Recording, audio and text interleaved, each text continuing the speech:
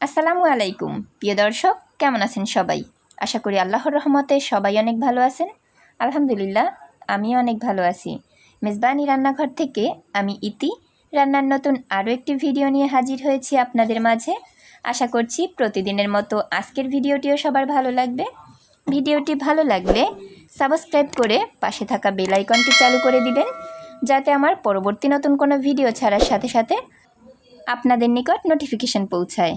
আজকে আমি রান্না করব চাল কুমড়ার খোসা আর আলু দিয়ে দারুণ মজার একটি ভাজির রেসিপি। এই চাল কুমড়ার খোসাটা ফেলে না দিয়ে কিন্তু এইভাবে ভাজি করে খেতে পারেন। রুটি, পরাটা, এমনকি সাদা ভাতের সাথেও এই চাল কুমড়া ভাজিটা কিন্তু খুবই ভালো লাগবে। আমার ভিডিওর কোনো অংশ যদি আপনাদের কাছে ভালো লেগে থাকে, লাইক, কমেন্ট আর শেয়ার করে দিবেন। এই চাল কুমড়ার খোসা ভাজি দেখতে যেমন লোভনীয়, খেতেও কিন্তু তেমন মজা। চলুন তাহলে মূল ভিডিওটা দেখে নেওয়া যাক। প্রথমেই 2টা চাল কুমড়া নিয়ে নিয়েছি। চাল কুমড়া 2টা খুবই কচি, দেখেই হয়তো বুঝতে পারছেন, যার জন্য চাল কুমড়াটা কাটার পরে বিচি ফেলিনি। এবার চাল কুমড়াটা এক সাইডে রেখে দিয়েছি। খোসাগুলো দেখতে এতটাই সুন্দর লাগছিল, ভাবলাম চাল কুমড়াটা যেহেতু কচি আছে তো খোসাটা ভাজি করে নেই, যার জন্য খোসাটা পাতলা পাতলা করে কেটেছি আর সাথে 2টা মিডিয়াম সাইজের আলু কেটে নিয়েছি।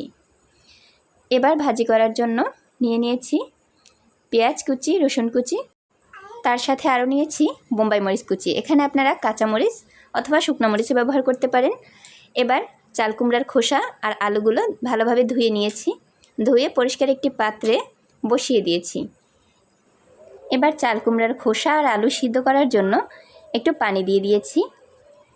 এবার এর মধ্যে অ্যাড করব হাফ চা চামচ হলুদ গুঁড়া আর কেটে রাখা বোম্বাই মরিচটা। এখানে আমি 2টা বোম্বাই মরিচ ফালি করে নিয়েছি। আপনারা চাইলে কাঁচা মরিচ বা শুকনো মরিচও ব্যবহার করতে পারেন। এবার দিয়ে দিয়েছি পরিমাণ মতো লবণ। এখন নেড়ে চেড়ে খুব ভালোভাবে সেদ্ধ করে নিতে হবে। চাল কুমড়ার খোসাটা যেহেতু কচি, চাল কুমড়ার খোসাটা সিদ্ধ হতে তেমন একটা সময় লাগবে না। এবার ঢাকনা দিয়ে ঢেকে জাল করে নিব 6 মিনিটের মতো। এবার ঢাকনা তুলে আবার একটু নেড়ে চেড়ে দিব। এই পর্যায়ে কিন্তু আমার চাল কুমড়ার খোসাটা প্রায় সিদ্ধ হয়ে গেছে। এমনভাবে চাল কুমড়ার খোসা আর আলুটা সিদ্ধ করে নিব যাতে কোনো রকম পানি না থাকে। চাল কুমড়ার খোসার ভিতরে যদি পানি থাকে তাহলে কিন্তু খেতে মোটেই ভালো লাগবে না, যার জন্য শুকনো শুকনো করে আমি রান্না করে নিচ্ছি। এই পর্যায়ে কিন্তু লক্ষ্য করে দেখতে পারবেন চাল কুমড়ার খোসাতে মোটেও কিন্তু পানি নেই, একেবারে শুকিয়ে গেছে। এবার চুলা অফ করে দিব। এবার চুলাতে একটি ফ্রাই প্যান বসিয়ে তার মধ্যে দিয়ে দিয়েছি 2 টেবিল চামচ তেল। তেলটা একটু গরম হয়ে আসলে এর মধ্যে দিয়ে দিব বেশ খানিকটা পেঁয়াজ কুচি। এবার দিয়ে দিয়েছি রসুন কুচি।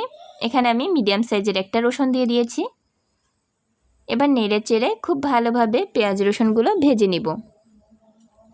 এই পর্যায়ে কিন্তু চুলার আঁচ লো হিটে রেখে পেঁয়াজটা ভেজে নিতে হবে, তা না হলে কিন্তু পেঁয়াজটা পুড়ে যাওয়ার সম্ভাবনা থাকবে, আর পুড়ে গেলে কিন্তু তেতো লাগবে। যার জন্য চুলার আঁচ মিডিয়ামে রেখে অথবা লো হিটে রেখে পেঁয়াজটা ভেজে নিতে হবে। এই পর্যায়ে পেঁয়াজটা ভাজা হয়ে গেছে। এবার চাল কুমড়া আর আলুর ভাজিটা আমি ঢেলে দিয়েছি। এখন খুন্তির সাহায্যে খুব ভালোভাবে নেড়ে চেড়ে মিশিয়ে নিচ্ছি। 2-1 মিনিট জাল করে নিব। দেখলেন তো কত সহজে চাল কুমড়ার খোসা দিয়ে আলু দিয়ে ভাজিটা তৈরি করা হয়ে গেল। আমার রেসিপিটি ফলো করে একবার হলেও বাসাতে ট্রাই করুন চাল কুমড়ার খোসা দিয়ে আলু ভাজির রেসিপিটি।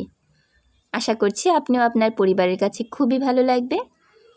ভিডিওটি ভালো লাগলে লাইক, কমেন্ট আর শেয়ার করে দিবেন। এতক্ষণ আপনাদের মূল্যবান সময় দিয়ে আমার সাথে থাকার জন্য ধন্যবাদ সবাইকে। আল্লাহ হাফেজ।